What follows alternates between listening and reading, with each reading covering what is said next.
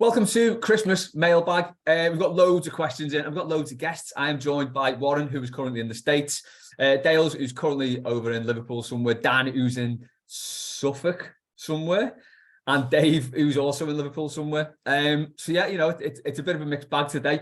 We will get straight into it. We've just had some preamble with the lads, so I can attest that they're all doing fine. So don't worry about that before we start. Warren, first one directly to you.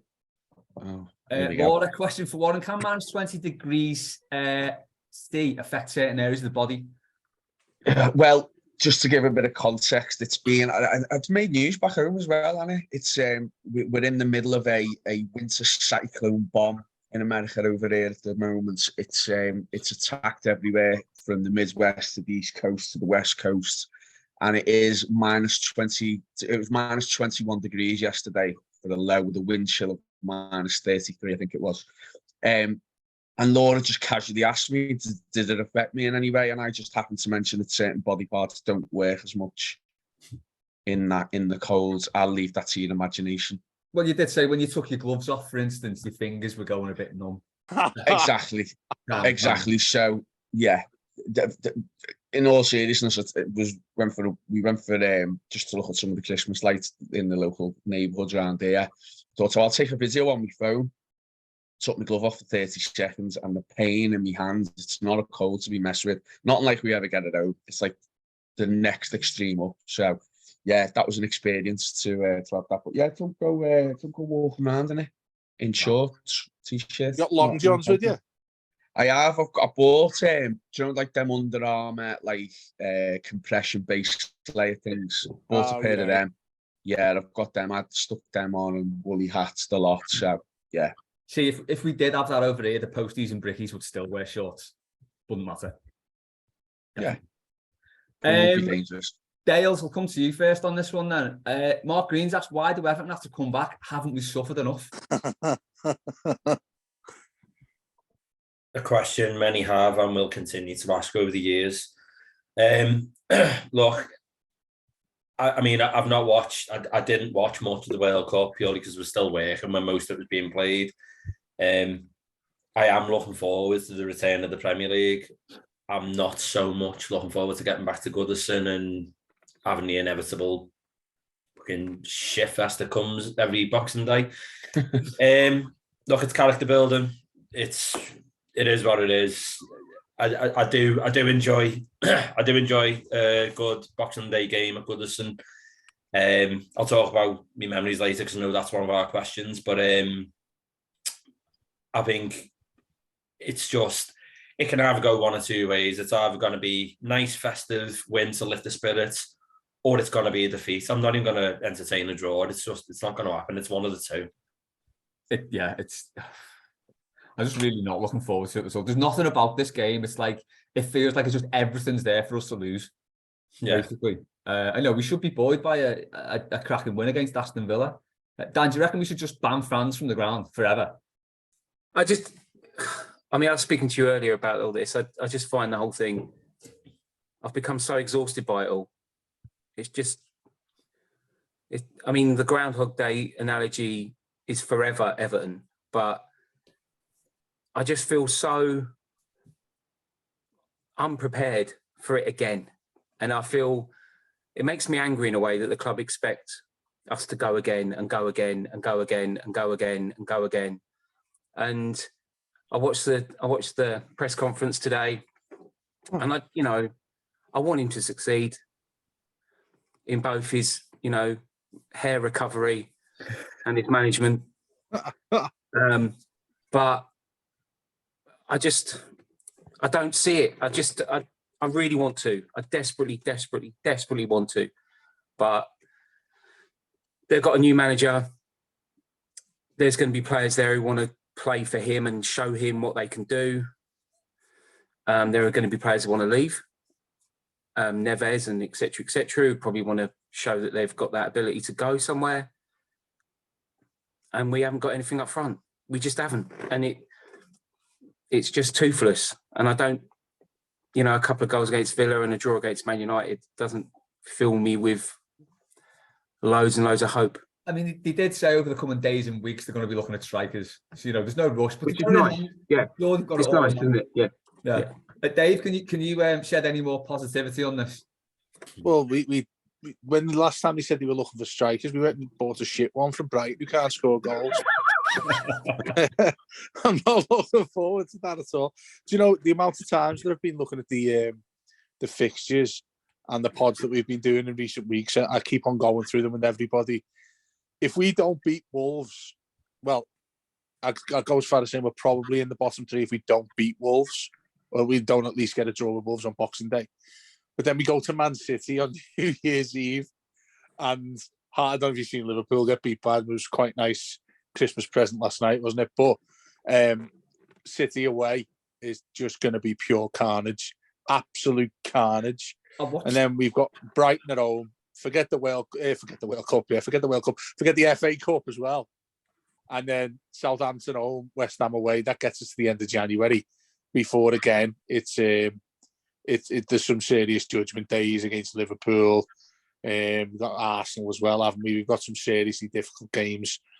I keep on looking to this one on Boxing Day and see it's so crucial, even though it's just 3 points in inverted commas. But looking at the rest of that, those next half dozen games, there aren't many that I look at and think there's chances for us to get points here. Wolves home, Brighton at home, Southampton at home, got to get at least 7. So I'm not optimistic, or there's no optimism there. It sounded like Scrooge here, aren't I? But I don't know. I mean, that Villa game you mentioned, I'm clutching the straws here. That Villa game you mentioned there, the first one's a big blow. Is Cody not being able to come in on Boxing Day. It depends who he's going to put in next to him. I think a lot of people, we put a bit of a poll out on the Blue Room Twitter, and it was a lot of people saying Godfrey to come back in. I'm not too sure that's the best idea because lest we forget, just before he went off with that serious injury, he was really struggling, along with everybody else, to be fair, but he was still struggling himself. But then even if you say no to him, what are you looking at between Holgate, Keane and Mina? I think he'll go. I've got a horrible feeling. Sorry, Dave. I've got a horrible feeling he'll go through it. I've got a horrible feeling he'll go through at the back. Do you think so? I've got a horrible feeling he'll just go out not to lose, and he'll go through at the back. Warren, Tarkovsky, Keane, Mina. It'd be a nasty 3 to start your new year with. I'll bring you in at this point. You're Bob Cratchit to Dave's Ebenezer Scrooge. Give us some positivity. Well, I was on Subs Weekly yesterday, and I gave me diplomatic, serious, red hot soccer chat answer, and I'm going to give my mailbag answer now. Lads, Wolves are shite. Honest to God, they've been one of the worst teams. This is taking a dark turn. I wasn't expecting, mate. They've been one of the worst teams. The mailbag is saying this right now, though, Warren. The Wolves mailbag is saying exactly what you are right now. Well, do you know what? The Wolves mailbag can kiss me arse because do you know what? They're shite. Right. They're one of the worst teams this season in that league. I don't care about new manager. I don't care about all this. And look, we were boss against Crystal Palace, and I'm holding on to that game because I'm telling you all, we were unreal that game, and we're not as good as that to do that every week. But we're good enough to be that good, and we're going to tear these apart on Boxing Day. You're all going to wear your best jumpers, your brand new watches, all your gear you got for Christmas. You're going to throw all the Christmas pajamas away until next year. You're going to get bevied with all your mates who you haven't seen for 6 weeks, and Everton are going to win this about 7-0. So just pipe down the lorry out. These are shite. We're great up the top of these. Right,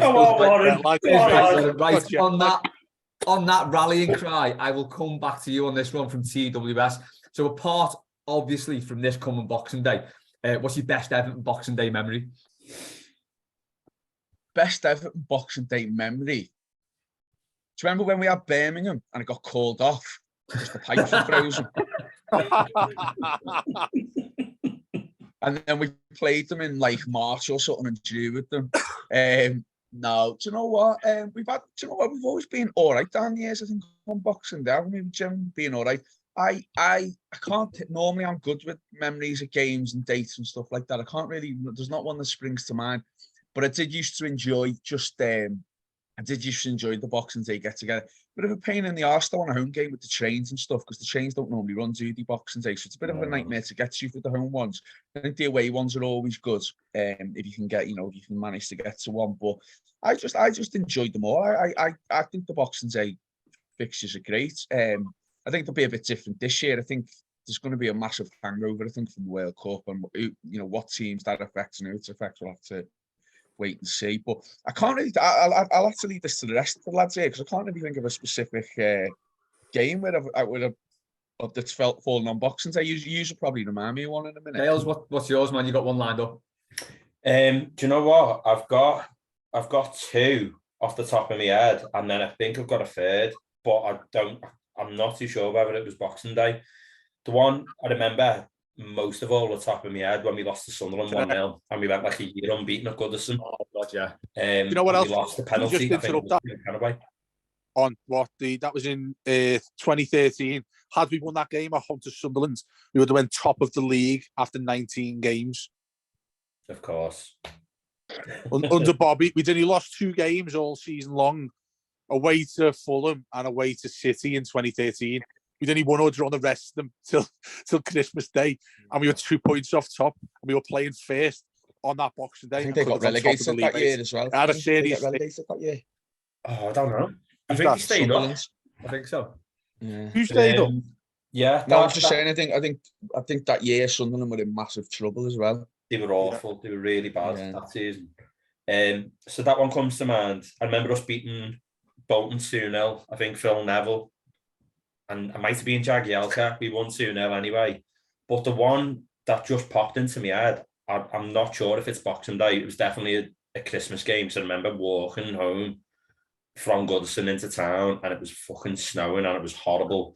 We lost to Stoke 4-3, and Bojan just fucking tore us apart. I don't know whether that was Boxing Day, but it was definitely a Christmas fixture.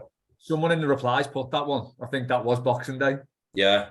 That one, we were like 3-2 up with about a minute left. We lost 4-3. It was when Shaqiri scored that wonderful chip over. Was it Tim Howard? Yeah, Of course, yeah. Tim Howard. Clattenburg at the game, at the... We should have had a pen, shouldn't we? Yeah. We're down to Timberley as well. That was I can't remember the season, but yeah, that one sticks in the mind. That came back. Martinez second or third season, wasn't it? Second, I think it was. 2 of those years, 2 of his 3 years with us, we played Stoke on Boxing Day and lost them both. So the 2014 on Boxing Day, we lost 1-0 at home to Stoke. Bojan, who was, great for a year at Barcelona, then ended up signing for Stoke for some reason. Scored a pen in the first half. He didn't have a shot on target and lost 1-0. Can't wait for this one. What's your favourite then? What's your best memory, Dave? Oh, mate, I can't really. I've got nothing in my mind. We're a Boxing Day game. You could, like one, you can come back to me in a minute because I'm just searching through them now. Yes. We should have before we started. Well, unfortunately, because of family birthdays on Boxing Day, until this year, I'm always at my mum's, otherwise she loses her shit. Because it's my auntie and uncle's birthday. They're twins. So I have to go and choke down a large slice of Essex racism. There's nothing like could be the title. I might go with Christmas mailbag, but a large slice of Essex racism might tip it. I've got mine when you're ready to come back. But this year, because my family are in Amsterdam for Christmas this year, because my mother-in-law lives in Amsterdam and I'm not welcome. So I put them on a plane. Long story, she doesn't like me. Anyway, so I put them on a plane this morning. So I am flying solo. So I'm going to go and see on Boxing Day, my first Boxing Day fixture, and I'm going to see another team that was founded in 1878. Who are currently, so I'm not going to say. I'm going to go and see the mighty Ipswich Town, who are just down the road from where I now live in Suffolk. So I'm going to go and see them on Boxing Day versus the mighty Oxford United. They're going to leather Oxford, aren't they? Because we all hate Oxford, don't we? The King of Wang. Yeah. The King of Wang. Yeah. If anyone doesn't get that reference, just have a look for John Aldridge, Oxford, 1980s. That was my first game at Wembley. First time I ever went to Wembley was the Milk Cup final, Oxford United versus QPR, and they had Ray Houghton and Aldridge playing for him, I think, in the Wang. Yeah. In the Wang kit. He was sponsored by Wang. Yeah, Wang. So there are pictures of John Aldridge out there wearing a football kit with Wang written across. Very appropriate. Paul's got it there. There it is. Just say something else, I can see it. Absolute Wang. I'm going to show him this. I need to get a picture of this. I didn't even know it. Dave, what's yours then? It was, and I can't believe no one's gone to this first because it was only 7 years ago. Can anyone guess who this Newcastle. is? We were playing away. Was it Newcastle? It was Newcastle. Tom Cleverley. Tom Cleverley. Tom- I was at Tom that game as Cleverley. well. Well, yeah. Tom Cleverley with a 20-yard Cleverley. header for some reason in the 90th minute won us the game. Amazing. And We went it mad. was obviously We went mad in the away end. Didn't we do the same mate. Sunderland, Tim Cahill, on Boxing Day? Or was that New Year's? Wasn't that the year when we did? It was the year after we finished fourth, wasn't it? It was the year after we finished fourth, and we were struggling big time. Yeah, and Cahill. I think that wasn't that a New Year though. I've got a feeling that was a New Year game. New Year's Day, Yeah. on New Year's Eve. Yeah, that must have been under Moyes though. yeah, it was. Yeah, Hale under Moyes, wasn't it? Yeah. yeah. I've just been looking there. The Echo did something yesterday on the website about the Boxing Day games, and I just, you know what? It was an underrated one. The 1-0 Calvert-Lewin diving header, Ancelotti's first game in charge, when we all thought we were going to go on and win everything in English football because we had Ancelotti. That was a great game. We played really well that day against Burnley, and it was a great goal. So that was a good one, more recent anyway. What year was that one? That was against Burnley. Burnley at home, 2019. Yeah, it was the just after Ancelotti took charge. Just first game in charge, and then we went and beat Newcastle. Burnley away a few years ago. I'm not sure if that was Boxing Day though. I think it might. Yeah, it was. It was 5-1 Boxing Day. Yeah, I was on me only, mate. We won 5-1, didn't we? Yeah, it was that one, mate. That was class. That. Yeah. It was a dreadful place to be going to on Boxing Day though. Anytime, really. Yeah. It's proper wooden seats. I think I actually got wood up my ass or something like that when I was around. They're away and shocking. Day you had, Dave? It's what? What a Boxing Day you had? I know, mate. Yeah, nearly having to go to the hospital to get fucking mud taken up my ass. I'm going to do my usual old man Roberts bit and go back to the 90s. So there was 2 games. 95 we beat Borough 4-0. And Craig Short scored. Yeah. In fact, Joe, I'm just reading about. They were top of the league then, Les. Borough at that day. They were top of the league that day. Flying, weren't they? Yeah. Did they come down that season in the end? No, I don't think it was season after. Season after. Was it when he had Brian Robson as the manager? Yeah, Brian. So Yeah. I'm just reading something about it now. Dan, you'll be interested in this. Joe Roll selected an unusual 3-5-2 formation. Okay. So we've got history then. We're going to beat Wolves 4-0. Yeah. Put the mortgage on it, 4-0. Yeah. And then 1999, we beat Sunderland 5-0. I think we're doing all right at the time. I went to that game. That was the year when it was Walter Schmidt's best year as manager. I think we lost 1 home game all year. Yeah. We were flying. That was when we had John Collins and all them that year. We were. That was the year we won at Anfield as well, wasn't it? Yeah. 99. 99. Yeah. That's 2000. Yeah.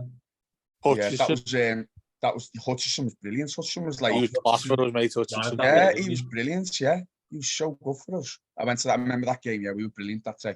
There you go. So we're going to stick at least 4 past Wolves on Boxing We're Day. winning. We're winning on Boxing Day. I'm telling you now, we're winning. I'm telling you, the more and more I'm looking at our recent records on Boxing Days, this one, do you remember? We went away to Leicester 2016. So it would have been the last season under Martinez. We hadn't won away from home all season long. And Morales and Lukaku scored for us. Yeah. Yeah. Do you remember Lukaku? I went to that game as well. That was brilliant. Warren, Yeah, get your that last was back brilliant. over here. Well, do you know what? Just on that, can I just to back my theory up even more? I've just googled Everton Boxing Day games.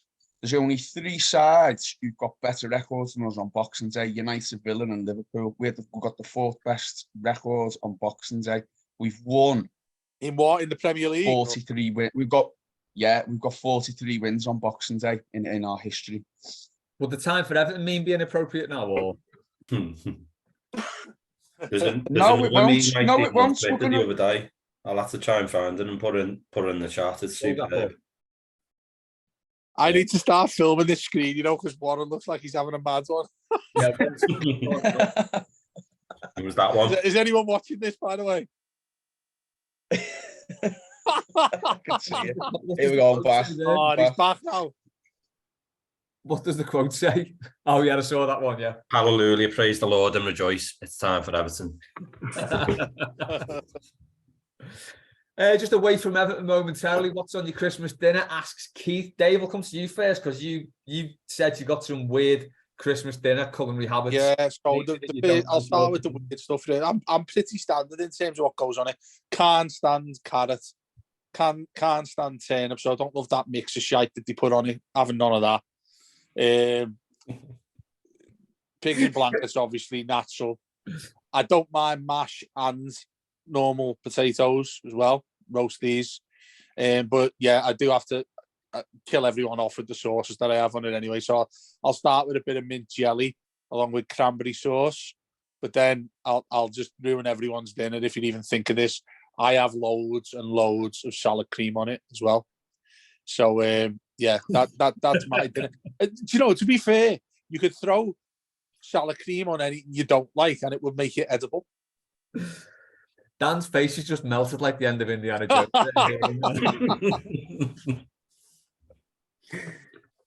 Dan, go on, what are you having on yours? Rescue this conversation from Dave's salad cream nightmare. As you know, I this is probably where I get booted off. I don't like roast dinners. I'm the same. See, that's what I'm talking about. Salad cream. I just think it's a symphony of bland, and I can't stand it when it invades my pub.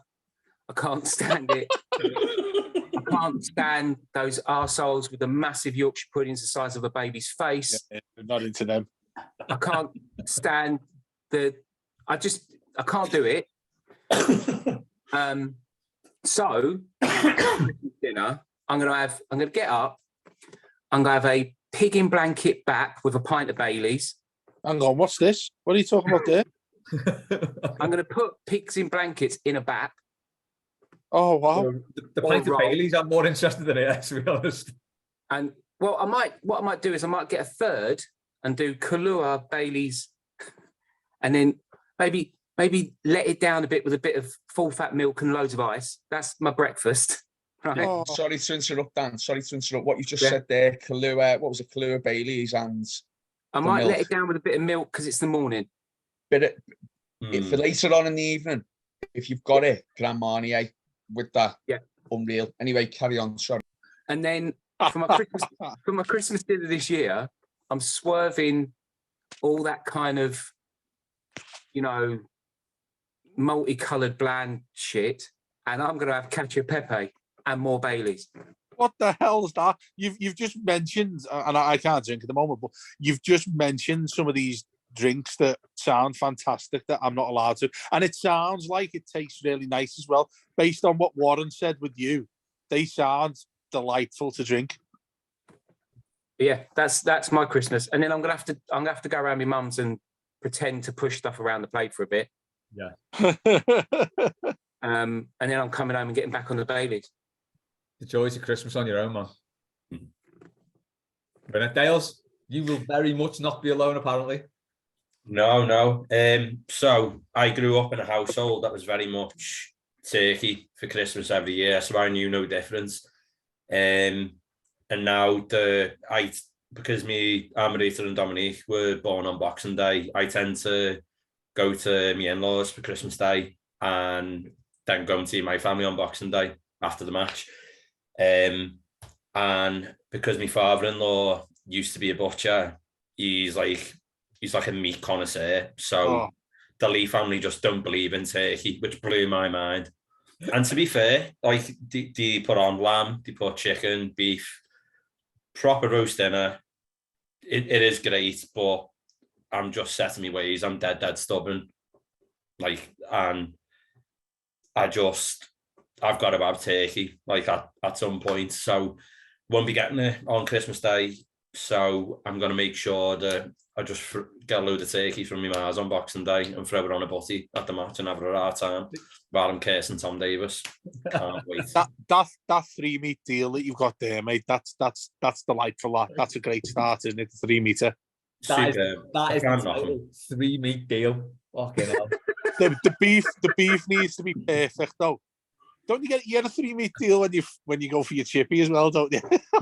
You got your 3 meat chicken satay or something like that. I'll have to wash it down with a load of rum as well, I think. Rum and Coke. Never far away from the rum. Absolutely not. Never. Warren, you'll be in the States, I'm guessing, for yours. Yeah, so I'm gonna prefix this by saying I'm veggie, but I've been the worst vegetarian in the world. So I'm gonna prefix that already. I shouldn't really be on the Christmas mailbag saying this. I don't like Christmas. Don't like Christmas at all. That's part of the reason why I've got away, just to get away from it all. Now here is Scrooge.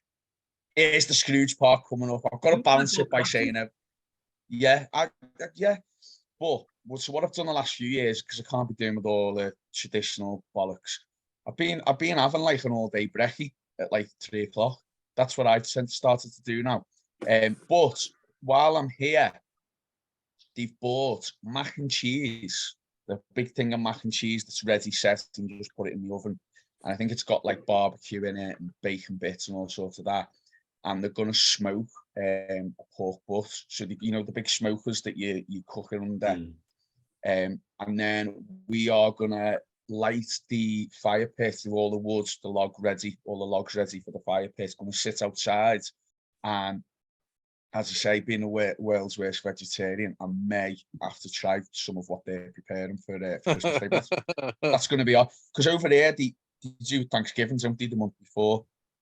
And I think a lot of people still like to a bit of turkey or whatever, but I think the majority of people just get like a big nice dinner in of whatever they want. So as I say, yeah, mac and cheese and a pork butt smoked with barbecue marinade, I think is on our menu this year. I think Well, they've already had Thanksgiving over there, haven't they? So do you know that tradition? That's in November, isn't it? Yeah, last Thursday in November.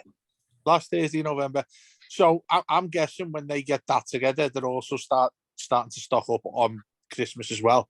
Yeah, it's like the start of Christmas then for it's like the Thanksgiving's gone, holiday season's here. That's what they call it, don't they? So they start stocking up. But yeah, that's what we're going a bit to. But it's not like the vibe I get over here is it's not like a set thing like back home where everyone has the traditional turkey, pigs and blankets, cranberry, all that. So I don't think cranberry sauce is a thing for Christmas over here. But yeah, so it's something a bit different. I like doing something a bit different. I had curry one year on Christmas Day, which I loved because it was just just something different. So I'm all about being alternative. You know me, Les. Warren's alternative Christmas dinners would be a great YouTube channel. I'm telling you. I think when I always take inspiration from. I always try and see what Channel 4 do the alternative Christmas message because I don't watch the other garbage on the other channel Christmas message.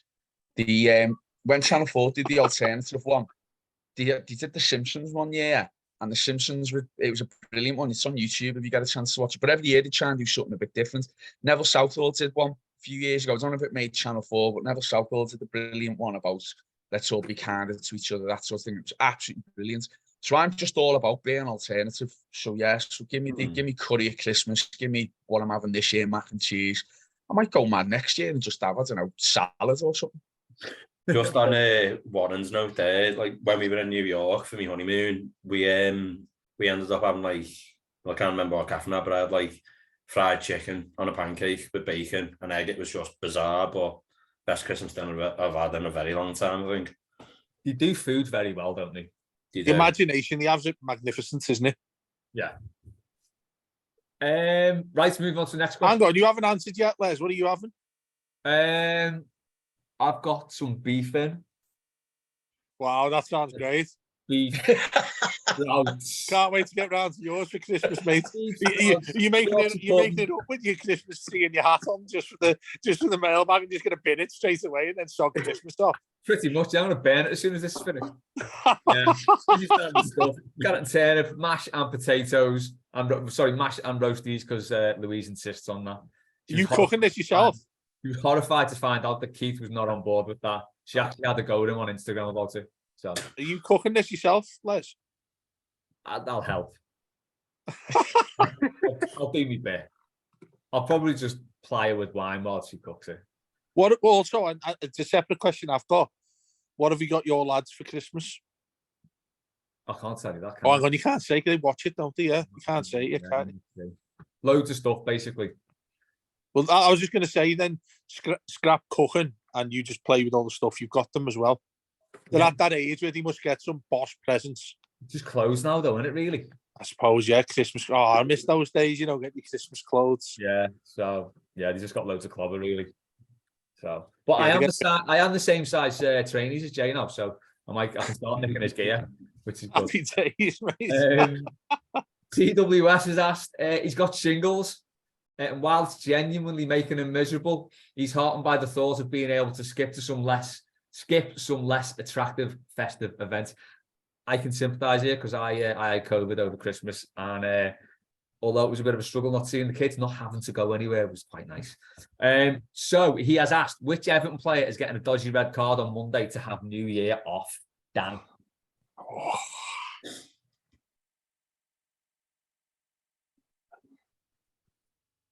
Considering this season's discipline issues, it might be Anthony Gordon, you know. Oh. Could be. Ever since he had the kind of Gail Tilsley highlights, the old Club Tropicana vibe, he's been... Sorry. I love you, Dan, how you went for Gail Tilsley and not Gail Platt. I love you. Yeah. She'll always be Tilsley to me. She'll always be a Tilsley. We share something in common, me and Gail Tilsley, which is we don't have a chin. What?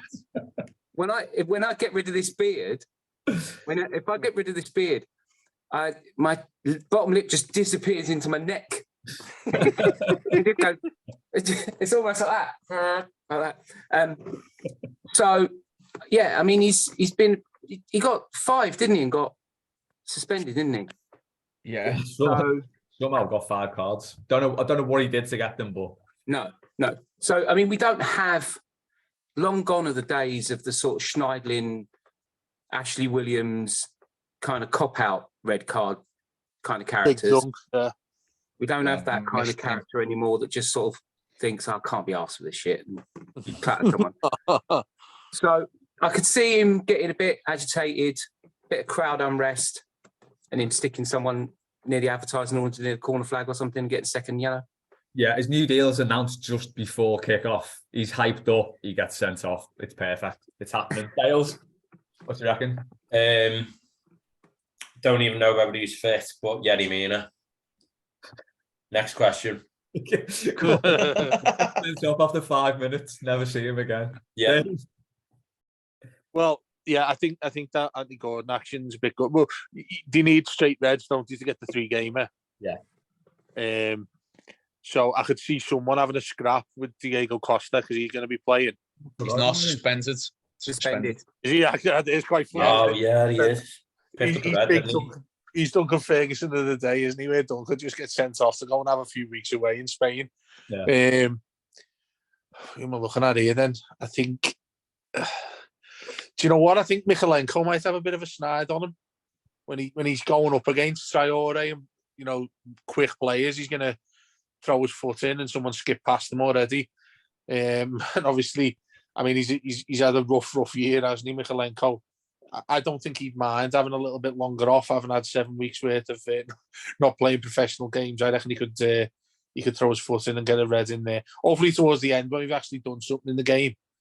But yeah, I'll go Mikalenko for no apparent reason. Warren? I'm going to go for the alternative sending off. Ruben Neves is going to do a snag 2-footer, get sent off early doors, and we're just going to take the piss for the rest of the game at about 12-0. You're far too confident, you mate. I want a bit of what you've had over in the States, you know. Dave, I can't see. I just think we're a better team than them. I know we're not great. I just think they're not. I just think they're terrible. I really do. Bottom of the table team we're playing, to be fair, like. Dave, you know. Sorry, go on, Warren. No, go on. No, I was just going to say. So you know, Warren took his glove off, and the cold got to him. He clearly took his hat off. Do you know what I was just thinking as well? But I don't think it'd happen nowadays because of the double jeopardy rule. Do you remember? I don't think it might have been a Boxing Day game. I don't think it was. So I think it was more after the New Year when was it Ian Turner made his debut, and then no, it wasn't Ian Turner. It was the keeper who made his debut and handled it outside the box, got sent off. It was Turner. It was Turner. But then Ruddy came in. I think we played Blackburn. And we played Blackburn and beat them 1-0, and it was like the most heroic performance. Yeah, I something like that I'll go for. Go on, Pickford will get sent off for doing something, and we'll have to bring on Begovic. Backs to the wall game, and we'll score a snide Neil Maupay goal in the 82nd minute. Right in front of the Gladys, everyone goes mad. When's the last time we scored a last-minute equaliser or winner? Palace. Newcastle? Or Palace, yeah. Palace, Newcastle, yeah, Newcastle Awobi was the Oh yeah, it was. That was proper last minute though, wasn't it? That Awobi one. Yeah, about 9 minutes added on or whatever it was. It was like 12 minutes, wasn't it? Something like that. Something like that, yeah. But listen, everyone chill out. We're gonna batter these. I'm telling you. I'm into it. Right, moving on to the Maggie round. So Christ. Busy. First question. This is like a three-parter because we got more thirst from other people. So Maggie asked, which member of the Everton squad would you neck at midnight on New Year's Eve? I'll just throw this open to everyone. Oh. James Tarkowski. Patterson. Patterson. Okay. I'd go Maupay, so he didn't want to come back. Go searching for him. He's gone back to France. I've done my job. Dan?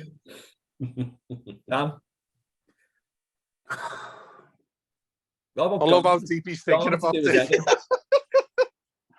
No, I just, because I don't want to pick someone who's out of my league. No, it'd be Dom all day long, wouldn't it? Yeah.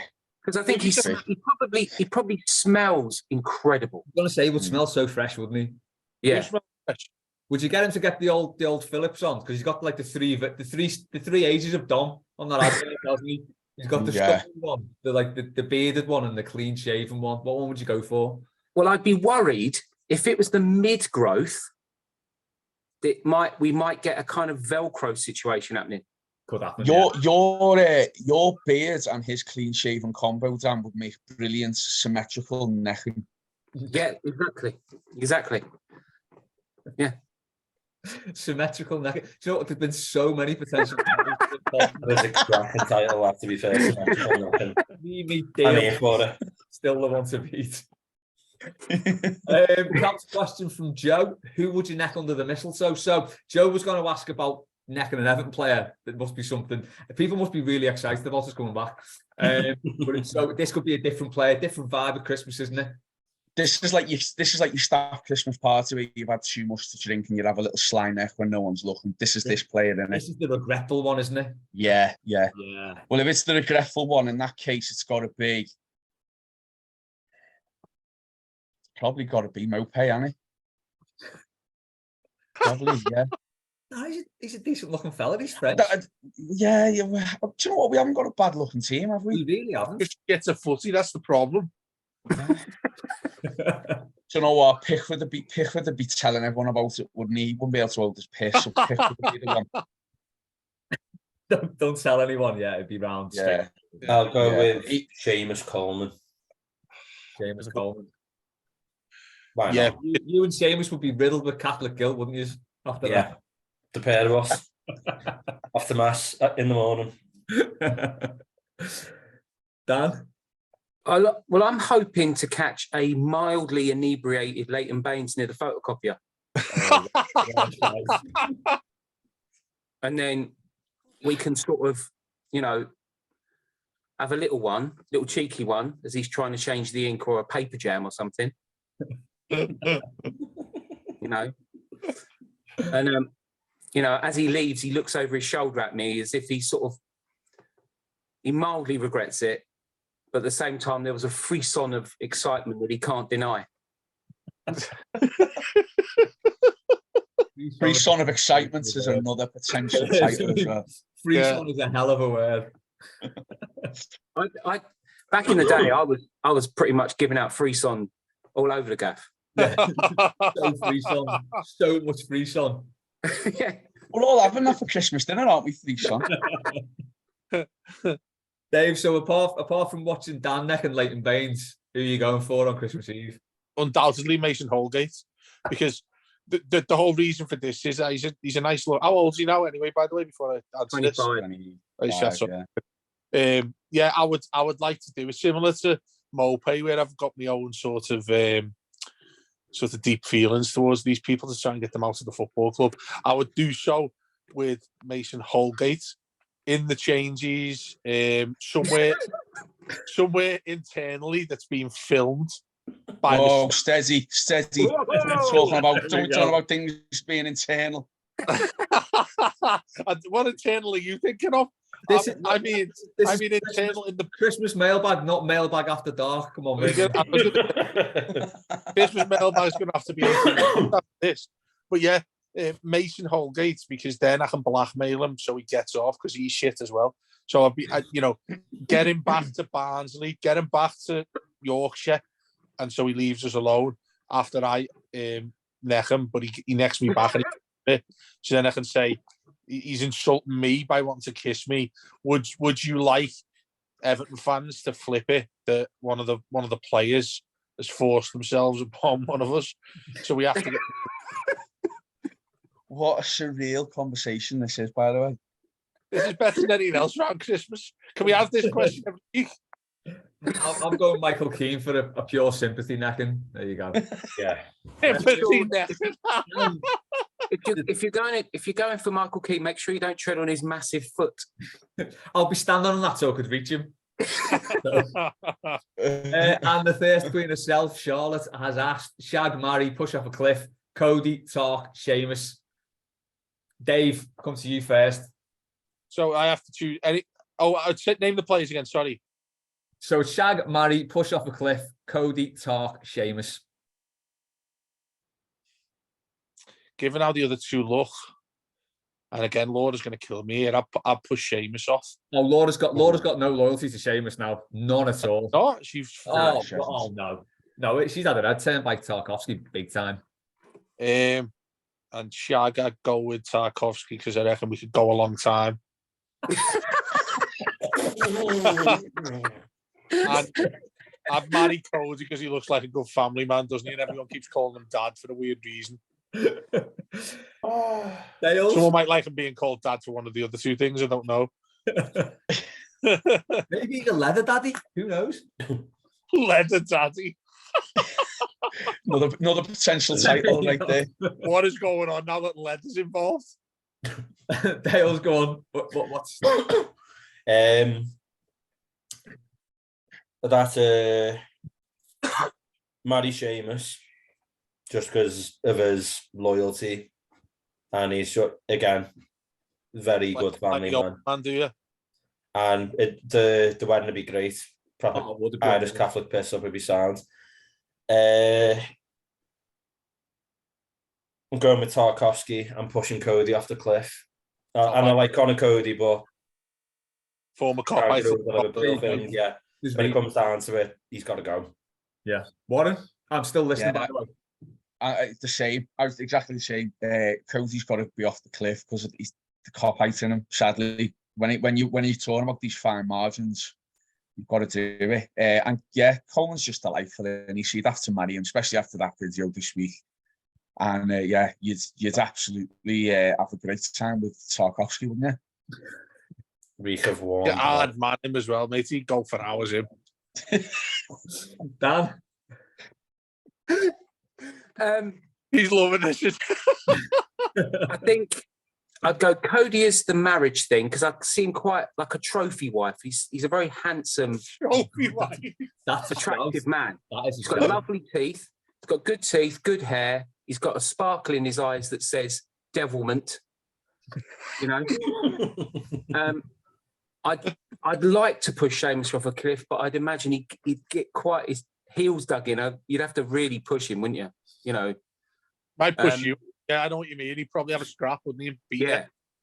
He'd probably grab you around your waist and stuff and try and drag you over with him. But then that leaves me shagging Tarkovsky, doesn't it? No, you've married him. Well, I mean, I'm marrying. If you've married Cody. I'm marrying Cody. Sorry, I'm marrying Cody because I think he'd look good on holiday with me. Yeah, you're right. Yeah, okay. You know, he's got good genes. He's strong, good teeth, and I think sitting next to me at the pool, there's going to be a lot of jealous action going down. Yeah. Oh, yeah. Tarkovsky, I'm with Dave on the stamina thing, and he's got those little ears you can hang on to. Could get some purchase there, couldn't you? You really could. Where are you going for, Les? I reckon I'd marry Sheamus because he's definitely marriage material. I'd bang Tarkovsky, pushed Cody off a cliff purely for the Liverpool thing. It was toss of a coin. I don't know what it says about all of us that we've all said we'd shag Tarkovsky. He's clearly just a very bangable fella, isn't he? Yeah. It's not that, mate. It's what he do back to you. Do you know what I mean? It's, he would literally go through you. That's what I'm talking about, mate. I reckon that'd be a great night, and I'd be walking like John Wayne after about 10 minutes. Dave, you're a big fella, and he'd break you in half. Oh, mate, he would. He'd have me crawling back to home, mate. Moving on to question 2 of my buggy round. Frank's hair, trip to Turkey or month without Everton? What led to the improvement thereof? Very well worded question. Hang on, ask that again, please. What? Frank's hair is the subject. Oh, Frank. Trip to Turkey or a month without Everton? What led to the improvement thereof? Sorry, Dave, before you answer, I haven't seen much in the way of the press conference today or much of him lately, like in the last week or two, as in on telly or whatever. Has there been a noticeable improvement in the hairline? I've not seen it, to be fair. I think he's asked them to reposition the light. Yeah. Because having been through this, I was in a bar in Sweden. As I went bald at 24 and started shaving my head at 24, something like that. So I've now been bald as long as I had hair, which is mental. So, and I was in a bar in Stockholm and I was dyeing my hair sort of black at the time. And I was out there visiting a mate of mine. I'm thinking of you dyeing your hair right now, though, dyeing your head black right now. And, I was out there visiting a mate of mine who's a hairdresser. And we were in this bar with very strong downward lighting. And I was receding backwards like this. I had a scar. I've got a scar in the middle of my head that I had to shave my hair to stitch up. And you were starting to see it because my hair was fucking off back here. And we were in this bar in Stockholm, and he whistled me across the bar.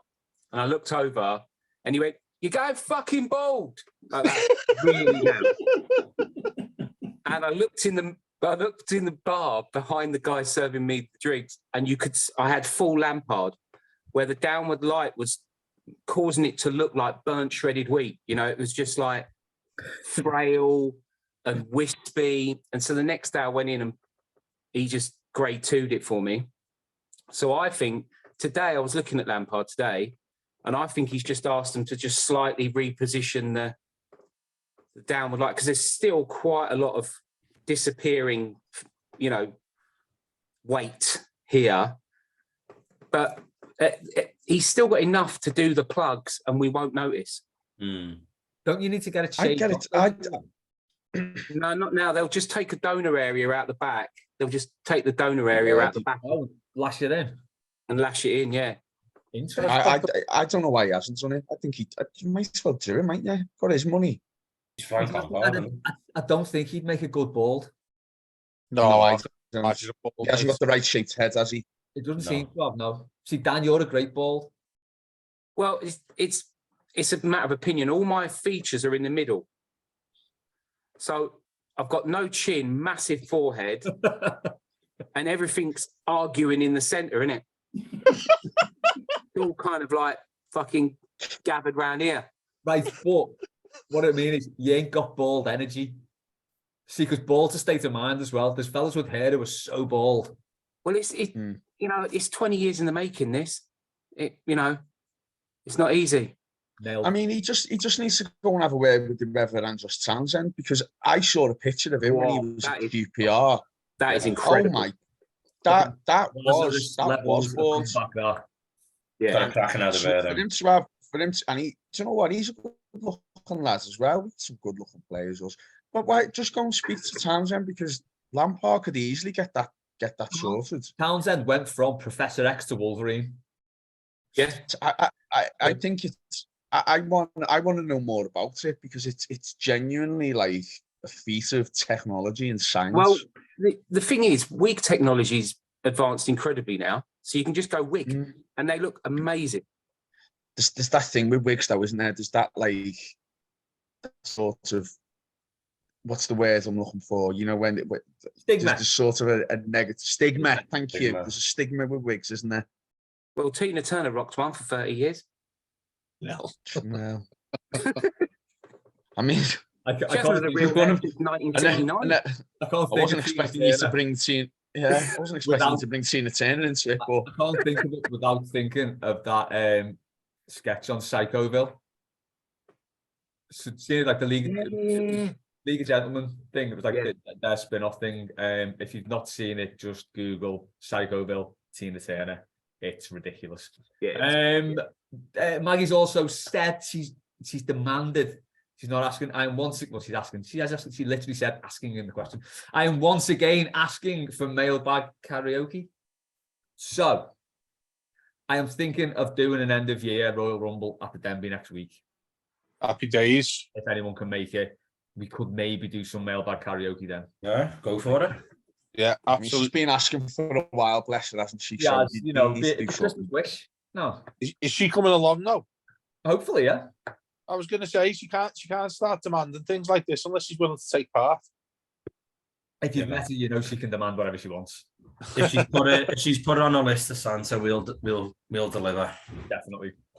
29th, I'm thinking of, by the way, for that. So 29. I Yeah. got the day before the Man City destroyment, isn't it? 2 No. days before the horror of that. Yeah. Number 4 from Maggie, Pigs and Blankets. Contentious one. Why are they so shit? And why is adding them to a Christmas dinner a real council state Tory move? Oh wow. I mean, they're not shit. Let's be They're not.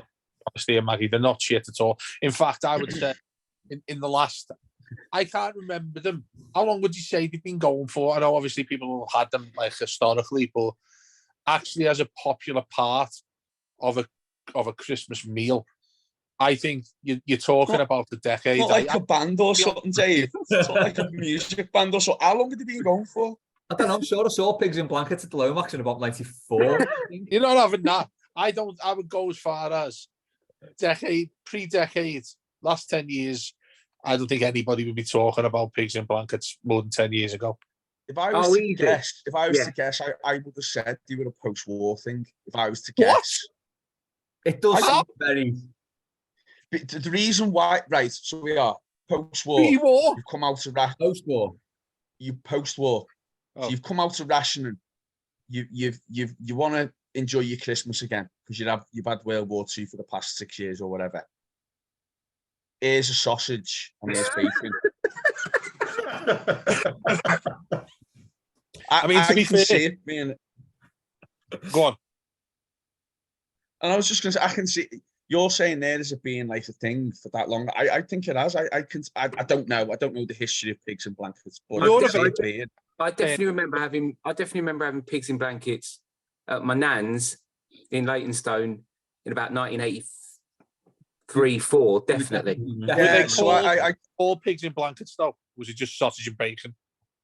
This is my question as well. They weren't they weren't your kind of your punnet, your tray of pre-wrapped chipolatas. I think my nan, God bless her, would have wrapped them herself, a bit like her fags. Oh my God. My nan used to smoke rollies, right? She died. Where's this in going? 83. Where is this Right. going? She could not roll for the life of her. She'd been rolling since she was about 16, I think, rolling her own, and she couldn't do it. It was amazing. They were all over the shop. Twiglets. I digress there, sorry.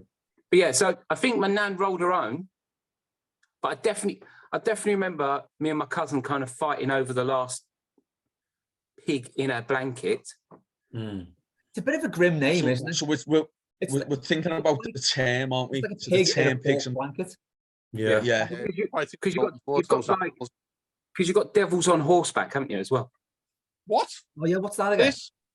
Come on. I think that's a date wrapped in bacon. Oh, Fucking no. Is it? Devil on horseback, is it? Checking. I'm gonna be Google that, you know. I'm going to be using this week, me. That's saying. Yeah, it's a Hey, hot, devils on horses. it's a hot appetizer. A savoury dish of dried fruit stuffed with cheese or nuts wrapped in bacon. Oh, There you go. Oh, that was lovely. That. that's fucking disgusting. Regular one, so, you know. Hang on. I think the most important person here is Warren because he's a veggie. Are you insulted by the term pig in blanket? no. No. You're going to have one when you piss, let's be honest. Yeah, probably. Do you know what? They had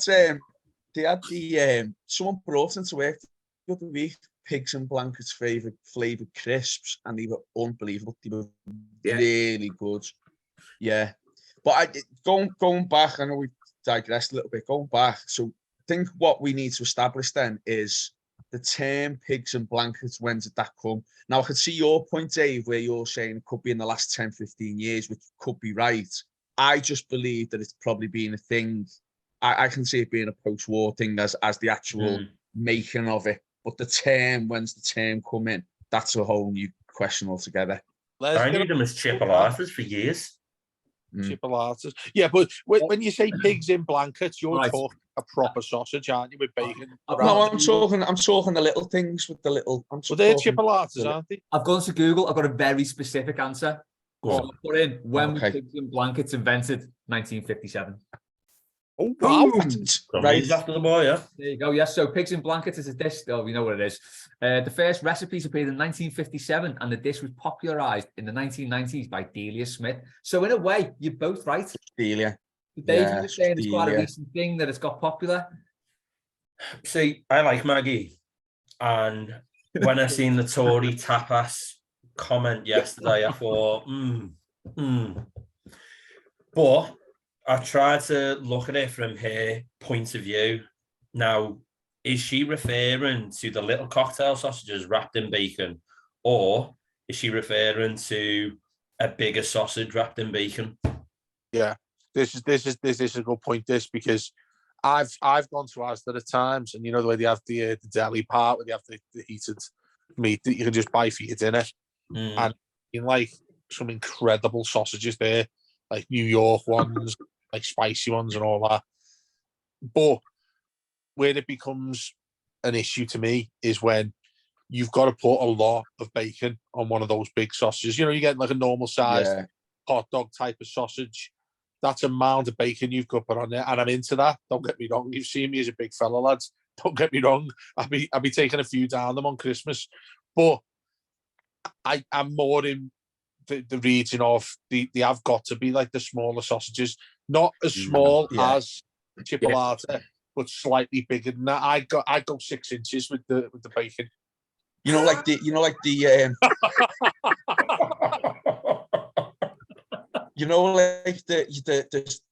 ready to eat sausages, cocktail sausages that you can get for like a snack. Have them with bacon. But that sort of size, I'm thinking. You probably got that sort of size in the weather you're at. What do I know that? Dave lost it here. Not Dave, sorry, Les. Les has lost it. Yeah, Les is all over the place here. You can't just say I'll go 6 inches with the bacon. No, but I'm saying like you take the amount of you mind out the gutter. If you think of a 6-inch sausage, you could probably get you could probably get a standard size bacon. I mean, what are you talking about here? Are you thinking, if you go and get smoked bacon, how long a piece of smoked bacon is? You're probably getting, I don't know, 6 inches if it's a nice piece of bacon. Would you wrap 1 or 2 around your 6 inches?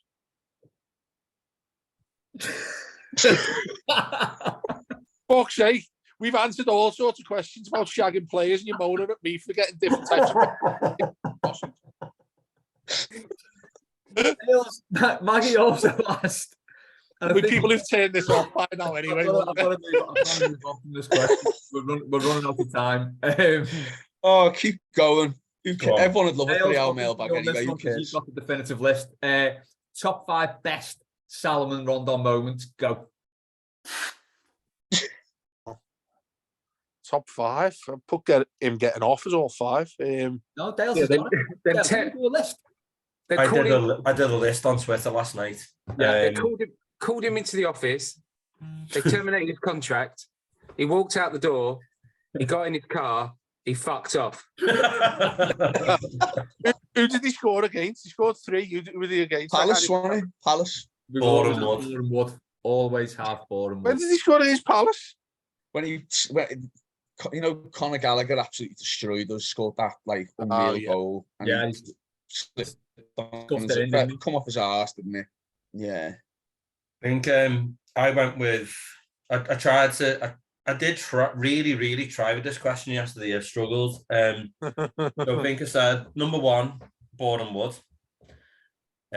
Number 2, I think it was a 25-minute cameo in the derby where he actually looked half decent. Yeah. He still lost. 3, getting sent off against Brentford. 4, trying not to laugh at him when he was running. And 5 was him mutually agreeing to terminate his contract.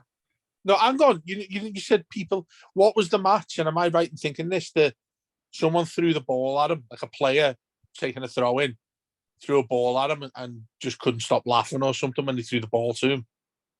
What game? Oh, yeah. It was against the lower league side, so I'm guessing in Carabao, maybe. But Boreham Wood then, would it? Must have been. That was Boreham Wood was his night, wasn't it? That was his night. Or maybe I know it was against Fleetwood. And the ball was up this season. Yeah. Yeah. And the ball was thrown in, and some fella just, I don't know, he's obviously a Fleetwood player. Said that someone he just started laughing because he threw the ball towards him and he just miscontrolled it or something. Big Sally, what a fella. I'll save Maggie's other questions for next week. And she's nicely said at number 9, not a question, just cheers for doing this day in, day out. Everton doesn't deserve you. Everton don't deserve you. That's really nice. That is really nice. And if you listen to some of the 18 plus stuff that we've been talking about here as well, I'd suggest that she says that no kids should be listening to this. No, get them all listening. They've got to learn someday. Yeah. They're going to learn it at some point. Why not? Mailbag. No. Yeah. In fact, to be fair, no parent wants to do that talk. So, it's like a public service, basically. Yeah. I'll leave. There's quite a few questions there that I will carry over to the next one because we've been going just over an hour now. So these are the last 2 Christmas questions. TWS has asked, if Everton were a Christmas song, which one would they be and why? That's hard. Yes, I'm sure Mike Blakey gave us an answer to this, and it was something to do with Band-Aid and us being shit. I saw the lyrics he wrote. Which should have been saved before this, but yeah, I'll find it out. Anyone got anything? When the child is born sounds really depressing to me. Little record, that, isn't it? It's like a really grim record. It is not needed on a top 50 Christmas song album or anything like that you watch on MTV. I was watching them before, and it proper set me on a downer. When the child is born, and I know it's like a religion connotation and whatnot, but in relation to Everton, that could go right along lines with Everton, couldn't it? Boxing Day, I'll play that on the way to the game. In fact, let them come out to that rather than Z Cars. We might have a chance. Running out to Johnny Mathis. That's good, man. Mistletoe and Ryan. I'll go with the obvious lyric, Fairy Tale New York, Kirsty McCall, Happy Christmas, your arse, I pray God it's our last. That's pretty much me every Boxing Day game we lose. But do you know what?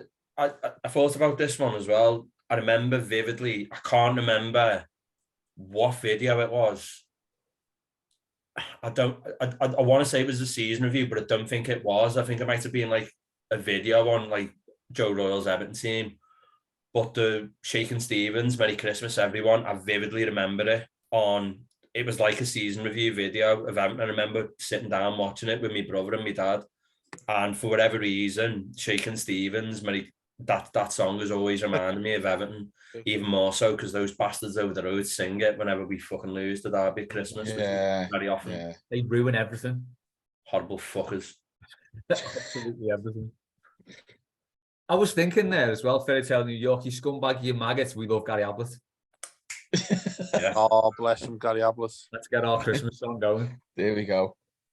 Dan? Unfortunately, Christmas has just become a kind of vacuous spewing of Mickey Bubbles, hasn't it? Oh, God, yeah. And his kind of constant, kind of crooning. Vic Reeves croonathon, hasn't it, really? So the whole Christmas song thing for me has just become a kind of white noise thing. When did that crooning thing start? I don't know how the man manages to release a Christmas record every year when you've done them all. You've literally done them all. We don't need to hear it again. You've done them all.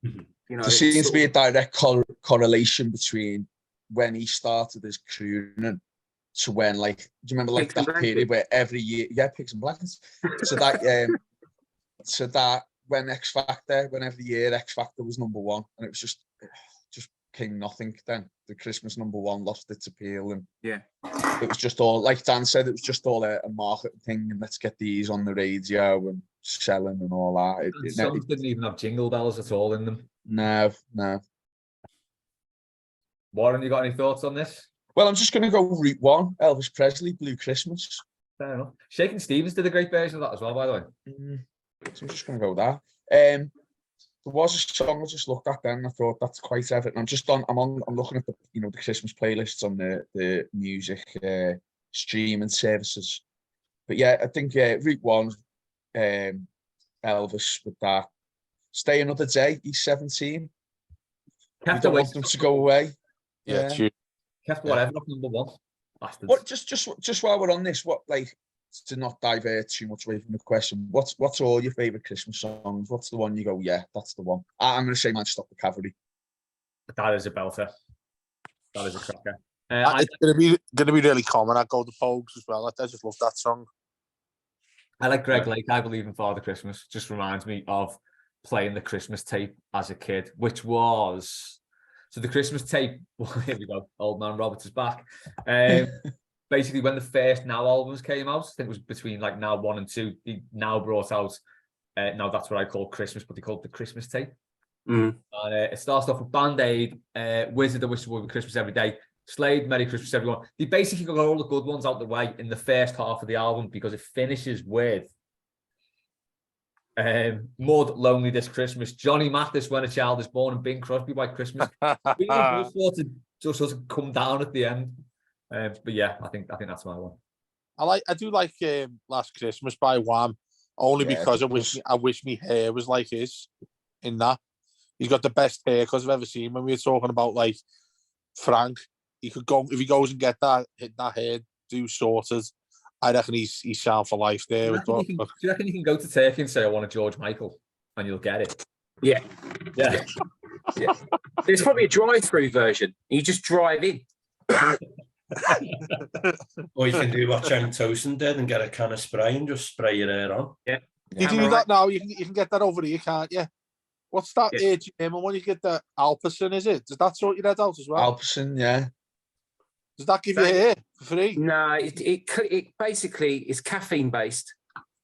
Yeah. So it shocks the follicle to hold on to the hair. So it's purely preventative, mate. You're better off just putting spray mount all over your barnet.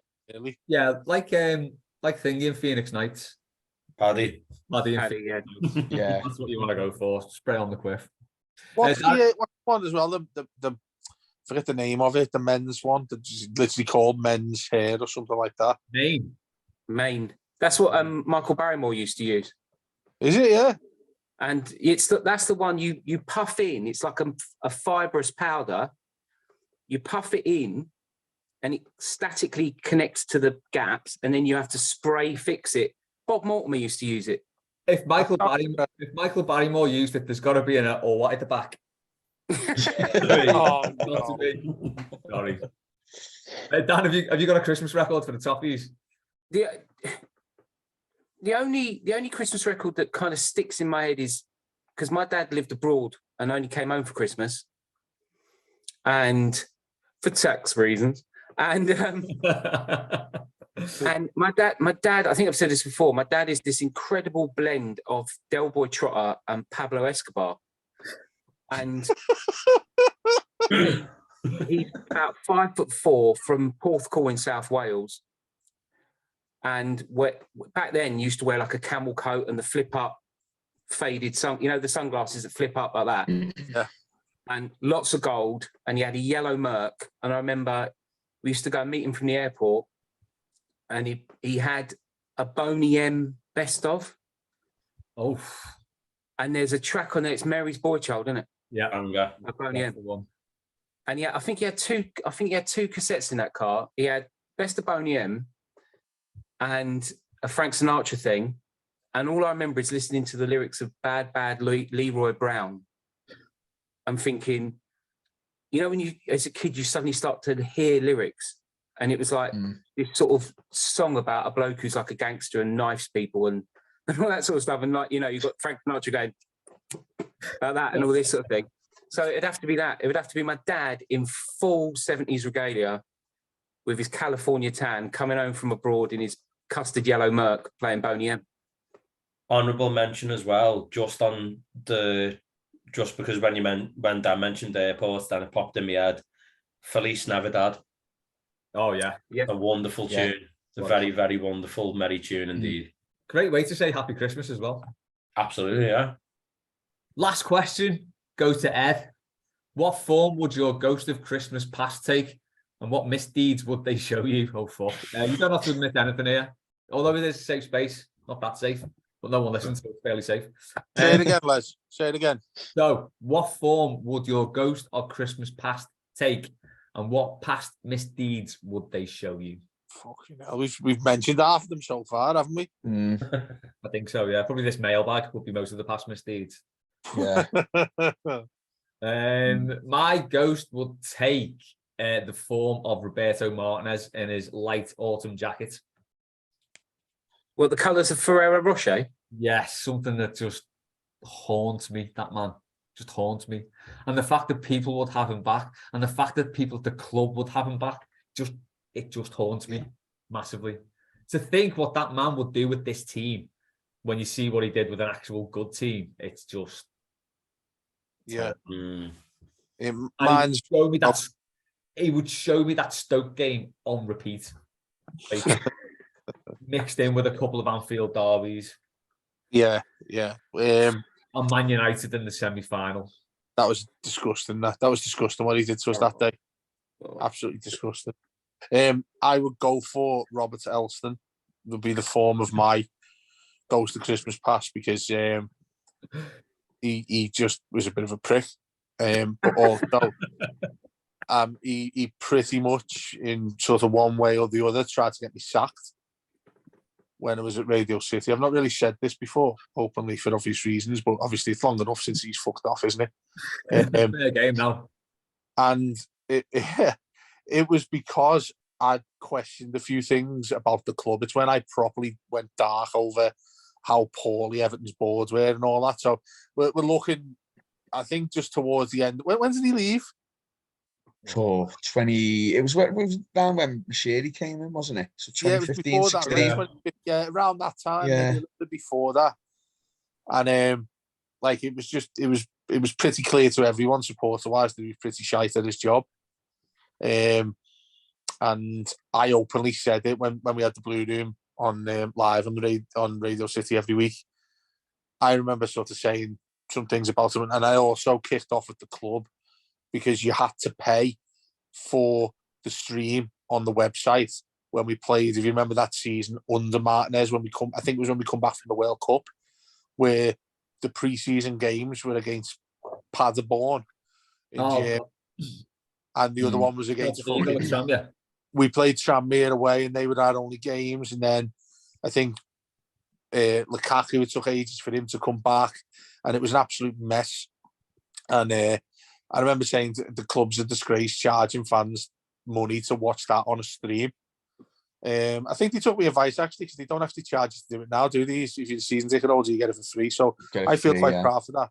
But yeah, I did that. And then my boss at City called me in one day when I was off, and he said, we've got a bit of a difficult situation here.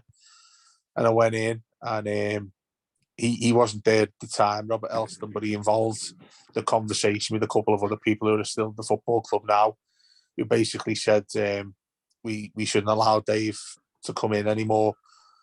He needs to apologise, type of thing. And as good as my boss was to me then, he said, "Don't worry about it, mate. I'm not making a change. You've done nothing wrong. It's not like you've gone and slagged someone off who's done nothing wrong themselves. You've openly said something that is quite of popular opinion as Evertonians at the time." So he stuck with me, and then I wasn't allowed to go to Finch Farm for quite a long time whilst I was working, which at the time, it was heartbreaking at the time, career-wise, because I was only, at the time, 24, 25. It's a big part of my career, that not only being an Evertonian, but having that as part of what I wanted to do as a journalist. Yeah. And then, it just flew out of control, and I wasn't allowed there for a while. And then there was a couple of occasions, because of commercial radio, we didn't really do too much on sport. We didn't have too many people doing too much on sport, but obviously we did loads of sport at the time. We had the commentary every week of Everton, Liverpool, Tranmere, all that stuff. And at one point they said, well, we've got no one else to send. And there was a point where Everton wanted you to sell things for them, i.e. tickets, promotions, the women's team, things like that. They wanted it spreading around.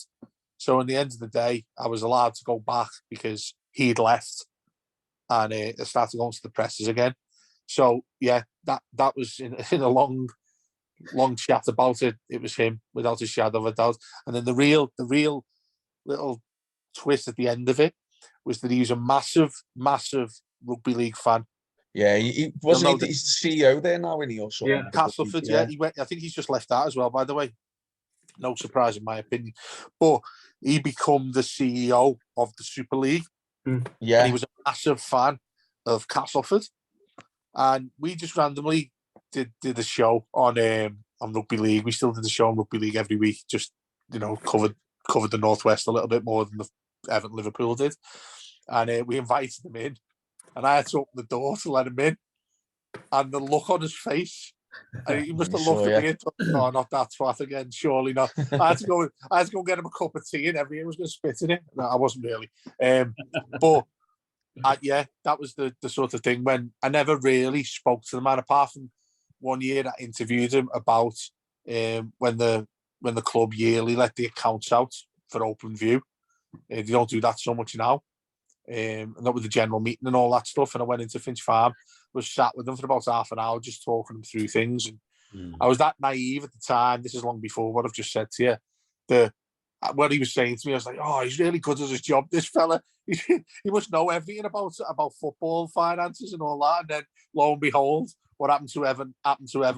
Yeah, but that was a really awkward day when he come back into the tower, and I had to sit round him for about an hour. It was really awkward, probably for both of us. But then it's funny because a lot of people say he's a really nice fella. He might well be a nice fella, but he's fucking useless at his job. A suntanned ghost would be something to see as well, wouldn't it? Which? A suntanned ghost. Suntan Ghost, yeah. Dan? My ghost, non-Everton related, I think my ghost would probably be of the DJ Brandon Block. Yeah. I had a large period of my life where I didn't go home a lot.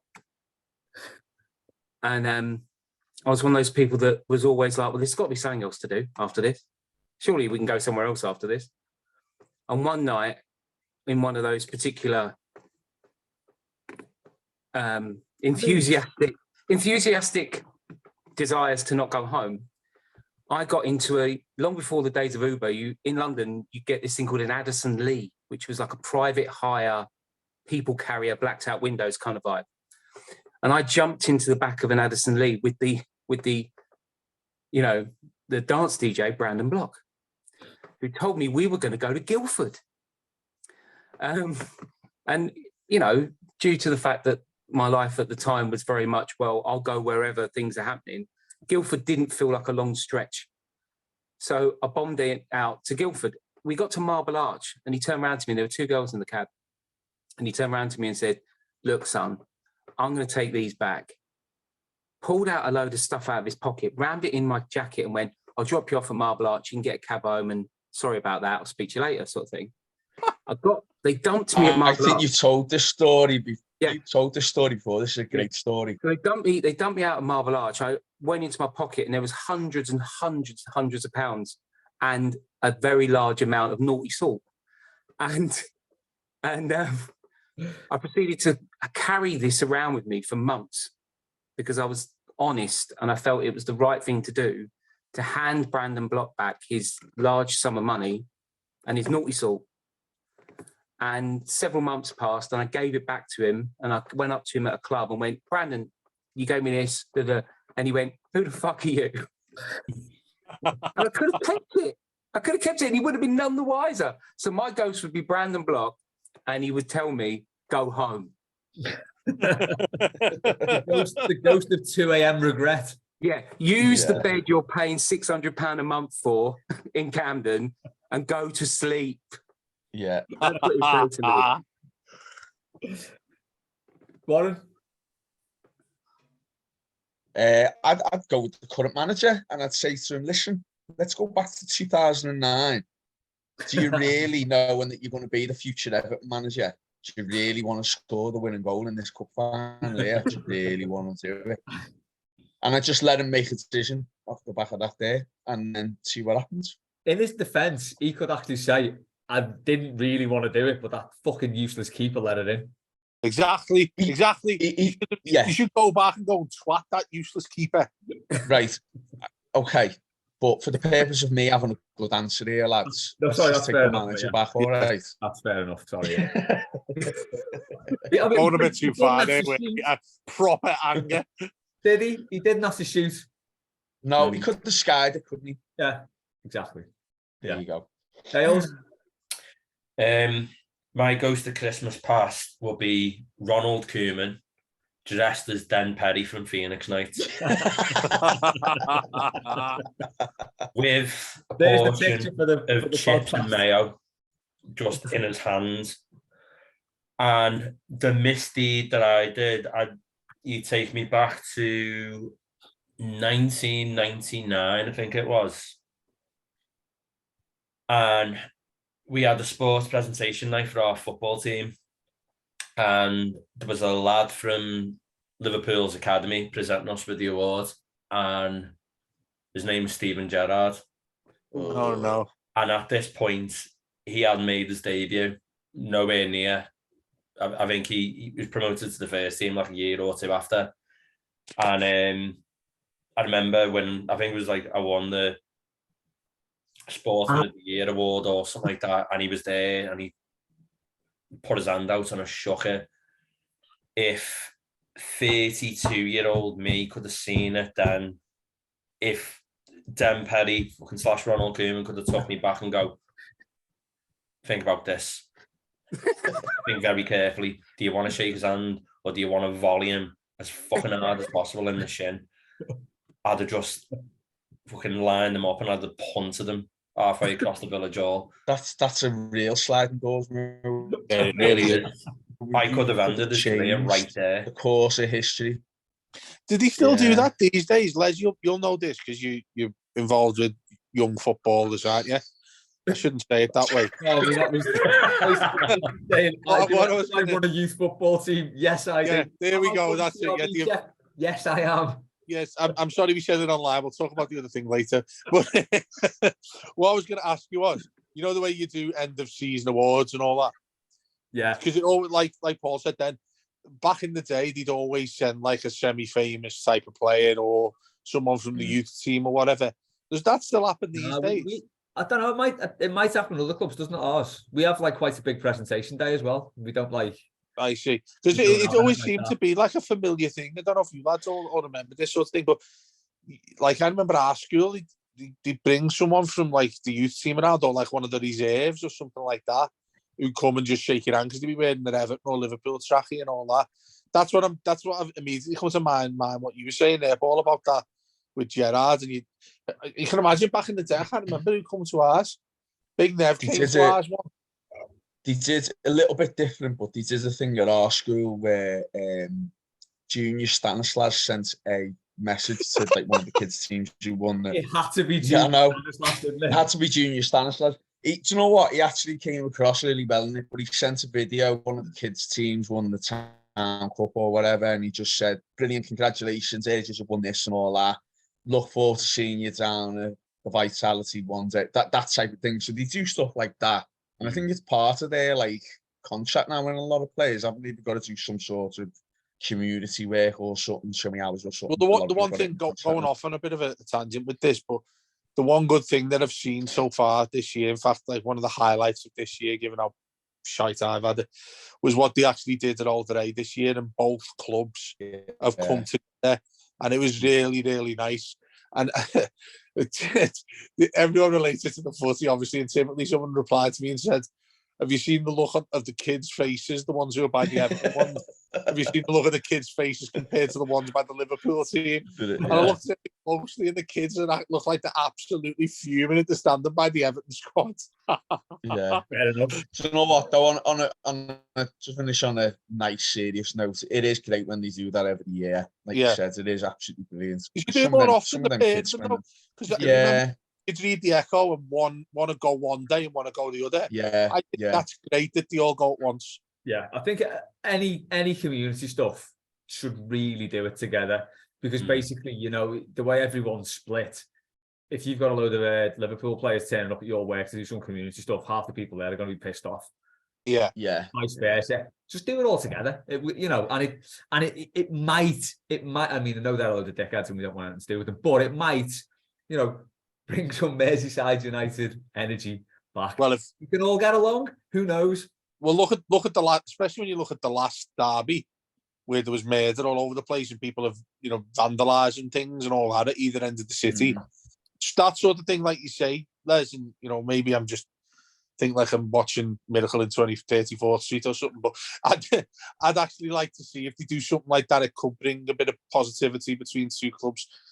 You know, but then when we play them in February, everyone was knocking fuck out of each other, won't they? So, well, we will end it. We will end it on that nice Christmas message. Can't everyone just get along and love each other? Can't they just stop being dickheads, and it might make it a bit easier? But there we go. Thanks to Dan, thanks to Dales, thanks to Warren, thanks to Dave, thanks to everyone who sent questions in. If we didn't get your questions in this time, we'll do it next week before New Year. Hope everyone has a wonderful Christmas and a belter New Year, and we will catch you very soon on Mailbag.